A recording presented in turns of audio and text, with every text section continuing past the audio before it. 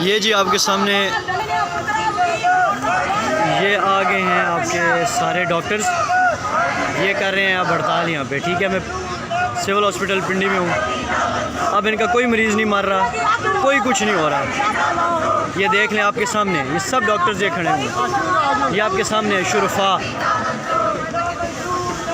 ये देख लें, ये जितने ये लंडे के फ़िलासफ़र हैं ना, जो अपनी फ़िलासफ़ियाँ मार रहे हैं फेसबुक पे, ये उनके सामने है सारा सीन इस टाइम।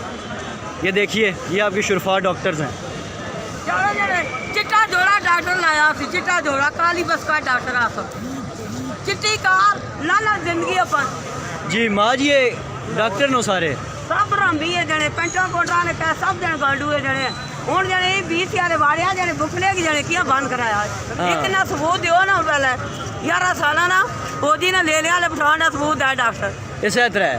तो हुन न्यादी ने राम आया, मियां अली ने राम आया, इशू बनाने वाले ने पीयूष ने निकलो बाहर उसी इधर इशू बनाया, कोई माफ नहीं थे हुन नहीं पे मरने मरीज पूछो ने ना, हुन मरीज नहीं पे मरने हड़ताल करके बाहर खलोते हैं।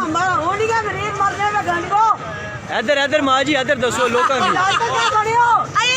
इधर दसो हुन मरीज नहीं पे मरने पूछो ने ना। मरीज मर रहे दसा मिकी कहने डॉक्टर भरे मावरिया कड्डी छड़े विचों।